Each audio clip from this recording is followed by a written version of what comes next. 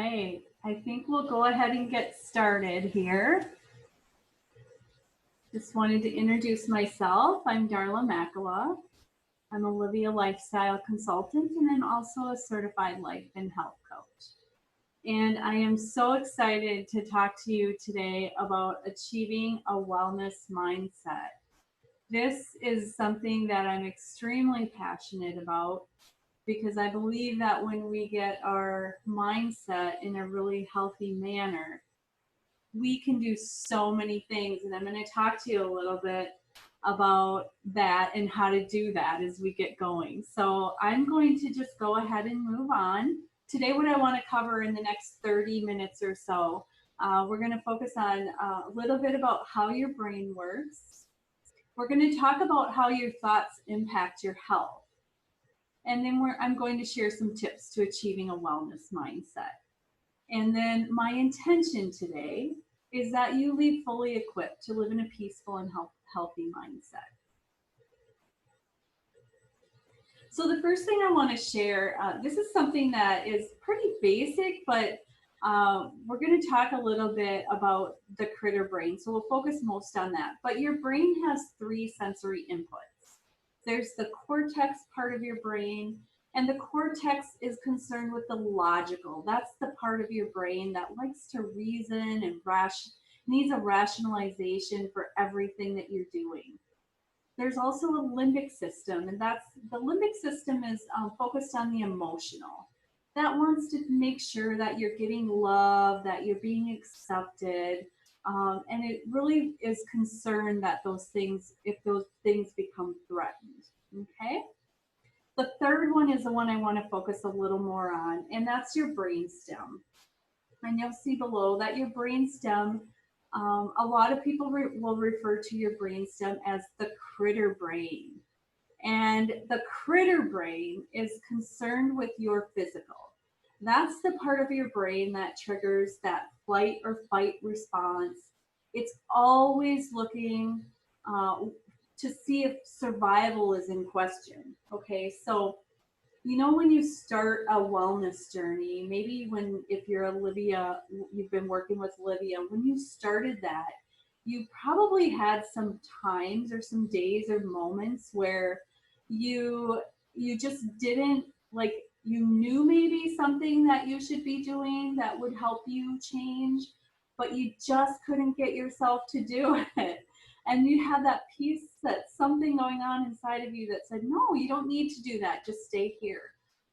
And the critter brain, that's your critter brain. And I love referring to the critter brain because it's so easy. Like, that's one of the very important things I want you to remember when you leave this, is that critter brain is the piece that says, you don't need to change.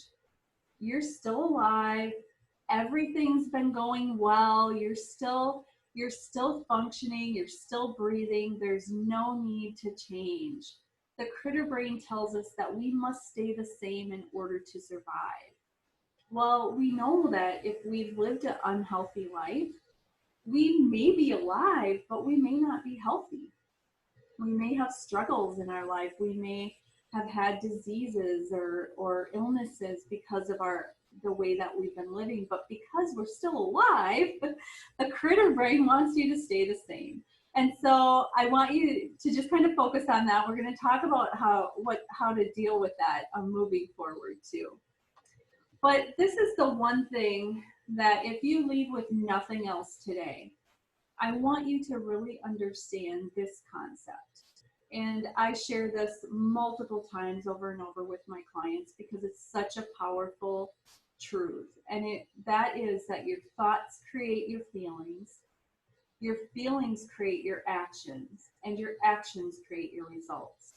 So if you think about a time in your life where you started thinking about something that maybe wasn't even a big deal, or you didn't know anything about it, but as you thought about it, you maybe started getting like anxious in your body, or started sweating, or feeling that just uncomfortable feeling, which then in turn made you go and do something. Maybe you grab something to eat. So you started with the thought about man, I wish I could lose weight. I just can't lose weight. There's so much wrong with me. I just can't lose weight. And then as you started telling yourself how you weren't able to lose weight and this is never going to happen for you, you started getting like really anxious inside and started feeling like really stressed out and frustrated with yourself. And then because of that, you went and grabbed a couple cookies and some chips, and pretty soon you're eating, pasta and bread and just overeating that day, which resulted then in you felt horrible the next day or by the time you went to bed. And maybe this has been an ongoing thing for you where every day there's those thoughts that are creating those feelings, that are creating those actions that then have you in a place where you're not feeling your best. And so we're going to really focus on this because as you can see, it begins with your thoughts. When you capture those thoughts and you create positive thoughts and positive experiences for your life, it goes all the way down to the results, and the results will follow. So just a quick, we're not going to focus a lot on the negative because I don't think there's a lot of value in that, but it is truth that negative thoughts, when we begin our days, when we live our days out with negative thoughts, that those negative thoughts can lead to stress and anxiety, depression, isolation, negative self-talk, low self-esteem, and so many more. You've probably got your own experiences with having negative thoughts. But the key is that each one of those things can impact your weight loss and your health. And that's why it's so important to really be able to change those negative thoughts to positive and just things that can really serve you in your life so that you are able to move on and and experience those positive results in your weight loss and your health. So what can I do? Here's the good stuff. We're going to start with what can I do to have a healthy mindset? So 5 things we're going to talk about in the next few minutes. The first one is silencing the critter brain, because again, that is so important. And I guarantee you, now that we've been talking about the critter brain, you're going to think about that when you start hearing those voices or sensing that urge. You're going to be like, nope, not going to go there, critter brain. The next one is daily gratitude, practicing mindfulness and physical wellness, and having a support system. And these 5 things are so important to creating that healthy mindset for yourself as you're going through your wellness journey. So the first thing is silence the critter brain. So important, my friends. So here's a few tips to silencing that critter brain. The first thing is to really learn to reframe those thoughts. So we can't always help the thoughts that are coming in to our minds. Sometimes you just go about your day, and I remember experiencing this before I really learned about the value of really thinking positive and silencing that critter brain.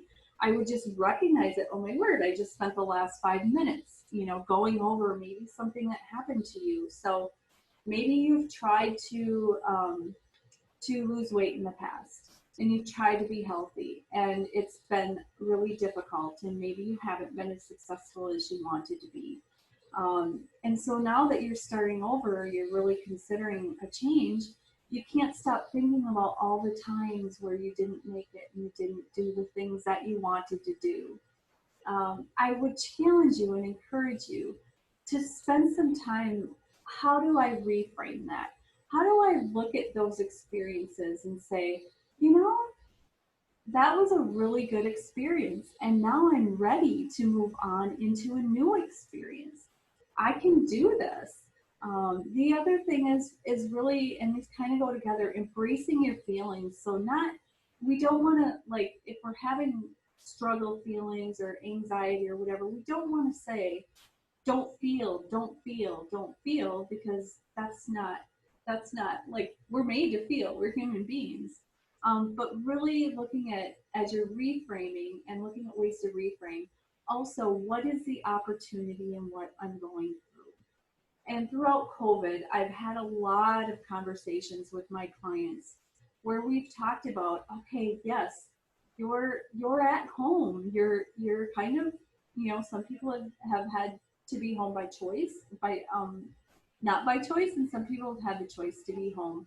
But what is the opportunity in that? And I just think about, for myself, I spent a lot more time with my husband one on one than I would have, than we normally do, because we get busy and we go out and about. I know a lot of people that have said that, like, yeah, it's been really awesome, like spending family time. I also know people, lots of my clients that have had great weight loss success during this, because they weren't eating out as much, or they weren't eating out at all, and they were spending more time at home preparing meals and things like that. And so sometimes when we have those feelings of anxiety, or we're going through things, we can find it hard to see the opportunity. But I encourage you to always get curious. Always get curious about, what is the opportunity? What can I experience good out of this? The next thing is positive affirmation. And I will tell you that, if you are struggling with that critter brain kind of taking control in your mind, or just negative thoughts in general, it doesn't take just one time of telling yourself something positive. It takes over and over and over. So the mindset is, it's the same type of habit as maybe poor eating, or not exercising, or um, you know like binge eating, or whatever habit that you are dealing with right now. We don't always think about a negative mindset as being a habit, but it is, when we're used to talking down to ourselves, or we're used to seeing the negative. That's a habit just as much as anything else. And so the best way to change that habit is to create positive affirmations, and read those, and tell them to yourself over and over and over. So you can see the post-it notes. We all love post-it notes, right? So I just want to encourage you, find those positive affirmations that fit what you are going through right now. Whatever it is, if it's just simply saying, yes, I can. Yes, I can. I will love myself. I am beautiful. I am powerful. I am strong. Whatever those positive affirmations are. And you can start with one. Maybe you want to start with two or three, if you're, maybe to cover different areas. Like, I am feeding myself healthy food. I am exercising. I am strong. My body is strong, so I can move. Whatever it is, I just encourage you to do that. One of the tools that I share with my clients, and a lot of them have done this and found this really powerful, and I've done this as well. Sorry, is setting an alarm on your phone, a silent alarm. Even, you could do it once, you could do it 3 times throughout the day. Just setting an alarm for yourself, so that you are silently reminded of that positive affirmation. That's such a great tool. So I just want to encourage you, whatever it is, and wherever you are, if you're at work on a computer, put those on your computer, put them on your mirror, when you get up in the morning, so it's the first thing you see, whatever works for you. But find those ways, and just continually share those, remind yourself of those. The other thing is really to silence that critter brain. Sometimes we just have to step away, or we have to shut down. So shutting down social media lately has been a really powerful thing for me. Or if I'm at home and the TV's on, or someone else is watching the news, and I start feeling those feelings of, whatever I might be feeling with what's going on in the world today, I just sometimes have to walk away. So shut down and step away if you need to. If when you start feeling those feelings, it's time to step away or shut down. The next thing is daily gratitude. And this has been one of the most powerful tools in my life, in regards to my thinking and my feeling. And I have a gratitude journal, and I start my day with gratitude. And when we begin our day with gratitude, or if we're feeling, there might be times where you're feeling just not quite satisfied, or feeling a little like you are missing out on something, when you can step aside and step back and say, and recognize what you are grateful for in that moment, it is so powerful, because where you see lack, where you feel lack, if you add in gratitude, that lack becomes less.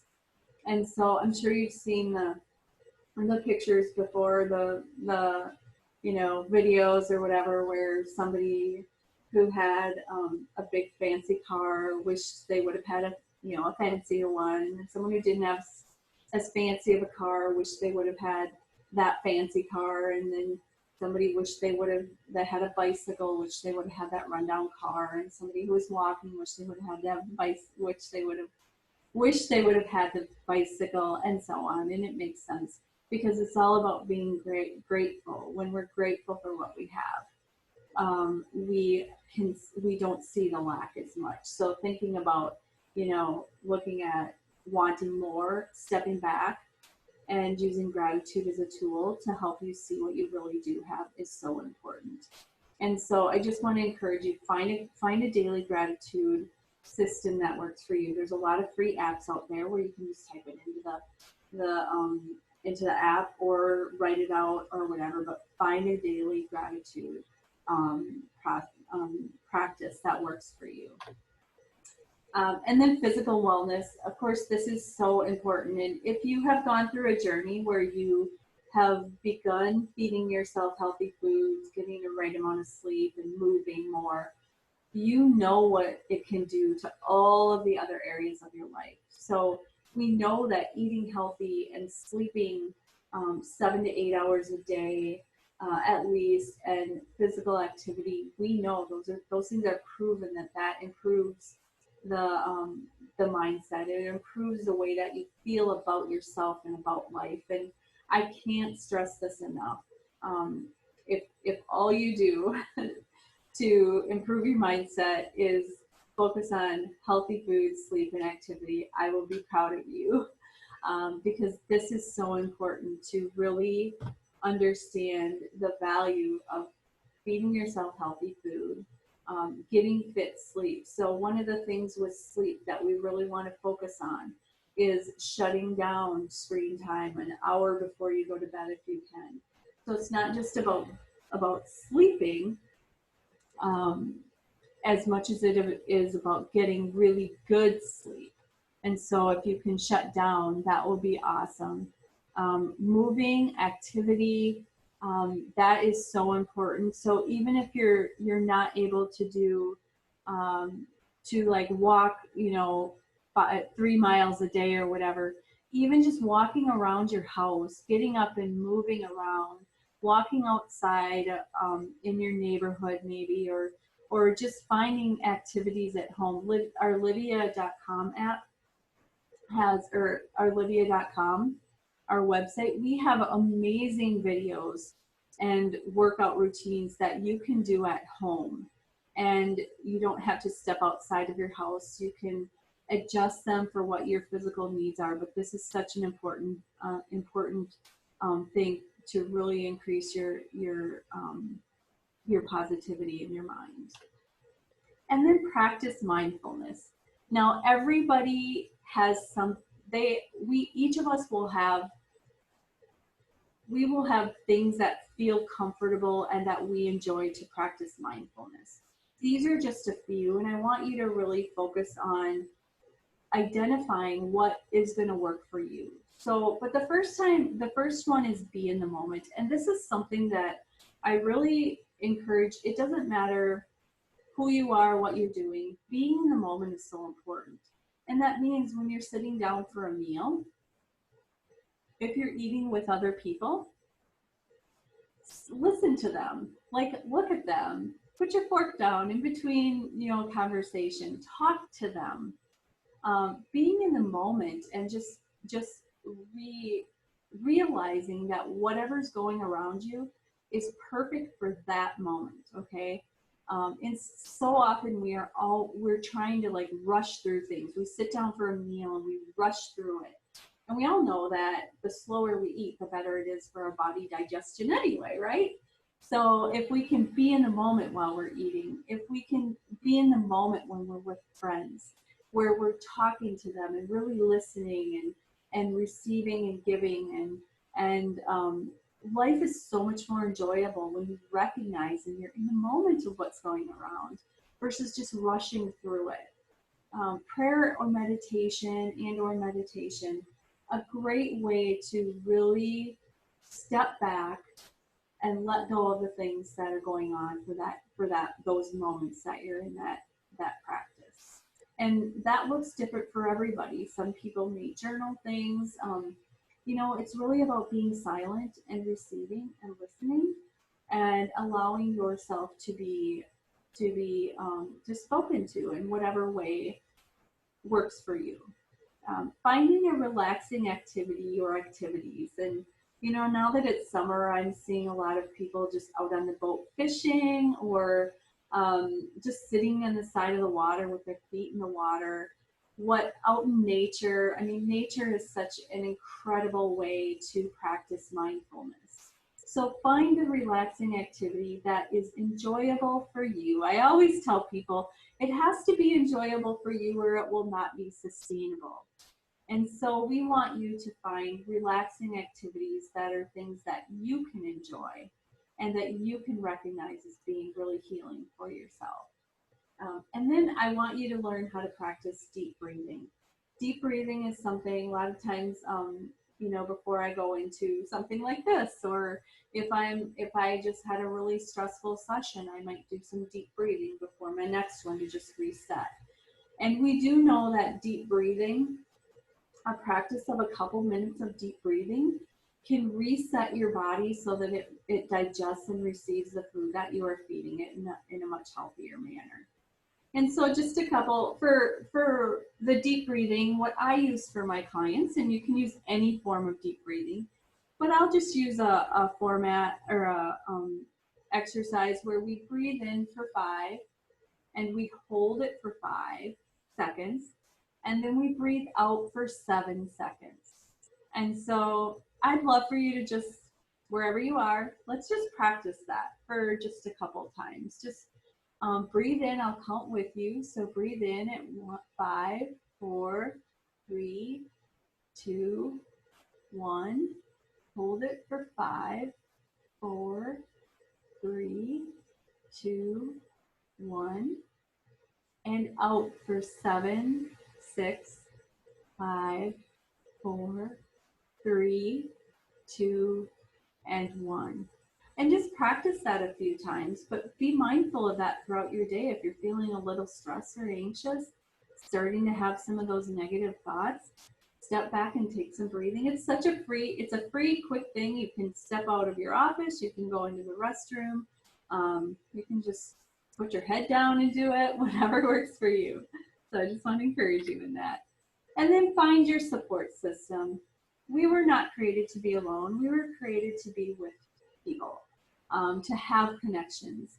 And so that's why at Livia, we love the fact that we get to be with you for over a year and a half to 2 years, and sometimes even longer than that. We love that because we know that you need that support system, and we are grateful to be able to be here for you. Outside of your weekly time with Livia, you also want to find those trusted family members or friends, even a workout buddy. I mean, how much greater to work out than by yourself, with somebody, and with somebody that you get to encourage each other, they get to encourage you. That support system might also, in addition to your Livia coach and your friends and family, might also include a counselor or a clergy person. Whatever it is that you need for support, we want you to find that, because we know that we're more successful when we do life together, right? We're not meant to do life alone. And so we're grateful to be here with you, but we also want to make sure that you're giving yourself the greatest opportunity to have that healthy mindset. And these, I will leave you with, my friends, 3 last thoughts. And the first one is that your past does not define your future. And so often I get people come in and clients, and they want to Just tell me all about all the things that they've done wrong in their past. And while those may have gotten them to this point, they actually don't matter anymore. When you make a decision to step forward and you make a decision to make some changes in your life, the past doesn't matter. It doesn't determine your future. And like I say to them, every single one, each day is a new day. So you get to start over today. You get to get up in the morning and make a decision to go forward with the changes that you've decided, the commitments that you've made to yourself. And you get to do that every single day. And if there's a day where it's hard and it seems like you failed, the next day is a new day, right? So never does, like every single day, I want you to know that your past does not define your future. And every single day is a new day. And when you feel like it's hard, I want you to also remember that you can do hard things. And the more that you keep pushing on, the more consistent that you are, the less hard those things become. Okay? So I hope that this has been helpful to you. I will go ahead and take if there's any comments or any thoughts. I'd love to hear those. Thank you all so much for coming. Have a great day.